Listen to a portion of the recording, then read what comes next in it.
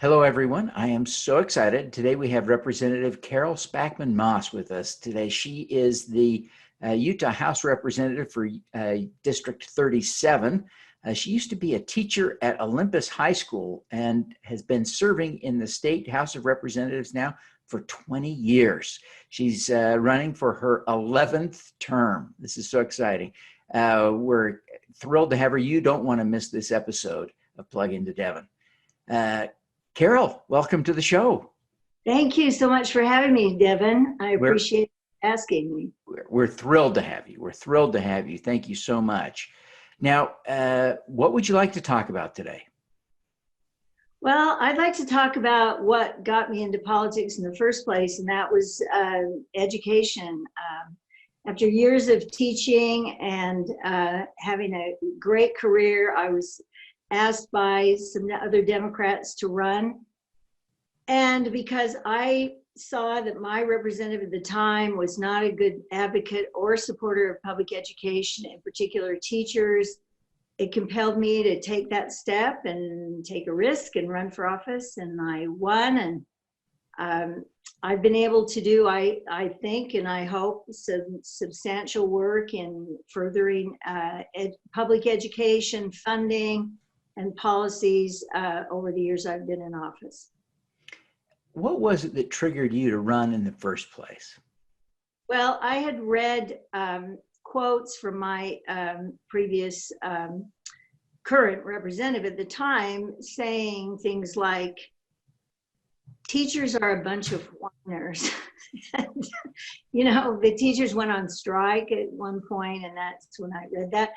And, you know, and other Democrats in the legislature said, he is not a good representative for education, Carol. You really need to consider running. Well, it just happened that I had taught 4 of his 8 children, and they were good students, and his 8 kids got a great education in public schools. And you know the way our tax system works with, it did at least till 2 years ago, you get an exemption for every dependent.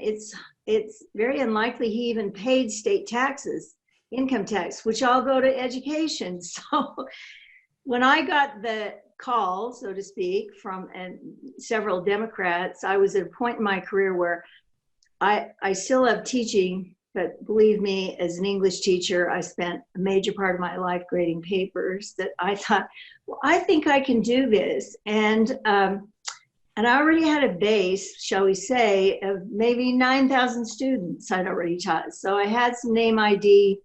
I knew my community well. Now I represent Murray, where our first home, we lived with our young family, where my ancestors settled. And then I live in Holladay and represent much of Holladay, where I've lived for 40 years. And I just thought, I love these 2 communities. And I think I know them well. And I know issues because public education has always been in every survey I've ever taken and walking door to door, the #1 issue for my constituents, to have a good quality education for their kids, and parents are supportive and want the best. So that's what compelled me to run, and here I am all these years later, and I still love it. Have the changes to Utah's tax policy around funding education helped or hurt? Well, the thing that hurt the most was in 2007. The tax rate went down by 2% to what we call, it's not really a flat tax, but a single rate tax, and from 7 to 5. And while it was touted as being great for the economy, and of course the economy is good, you have more income tax from corporate, you know, so there's an argument to be made.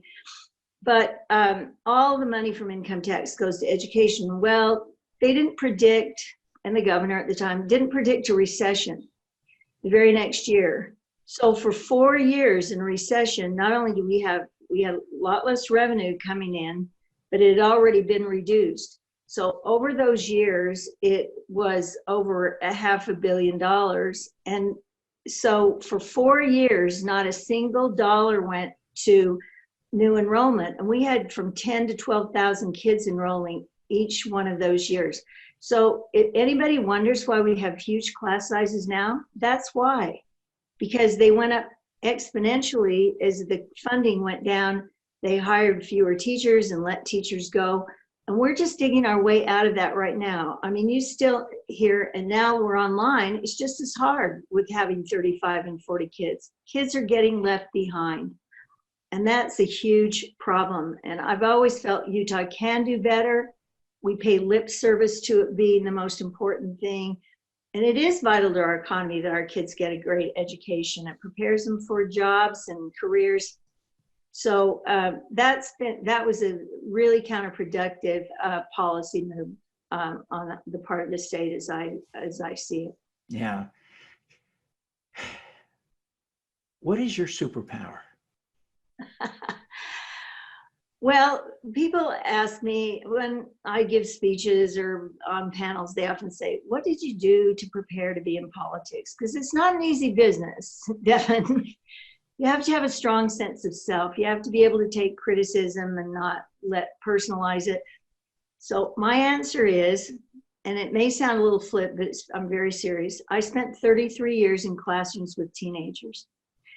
And I had to learn to relate to many different personalities. And I had not only first and foremost, I was responsible to my students, second to their parents, and third to administrators. And those are all different stakeholders, and they often want different things. And so I had to deal with many different types of people and learn to compromise, learn to try and listen carefully. And what I taught, English, I taught advanced placement English, lots of different courses, but that one primarily is to look critically at material and analyze it closely. And that's what you do when you're a legislator. You look at bills, you read them. You know, critical analysis is what it's all about, being successful in politics and in any job for that matter. I know how to write, I know how to speak, I know how to communicate with people. Those are the skills that I think I bring to this job. And if you want to call them superpowers, I love that too. Well, Representative Moss, before you go, tell us how people can learn more about your campaign. Okay, well, I have a website, www.carolmossforhouse.com. I have 2 Facebook pages. I primarily use my personal one. If you just go into Facebook and do a search, Carol Spackman Moss, you can send a friend request. And I also have a legislative page that I'll get more active as we go along. But people, I do a lot of, I balance personal things and fun things with policy issues, and it seems to work. People seem to like it. And I'm active on Twitter at Rep Carol Moss.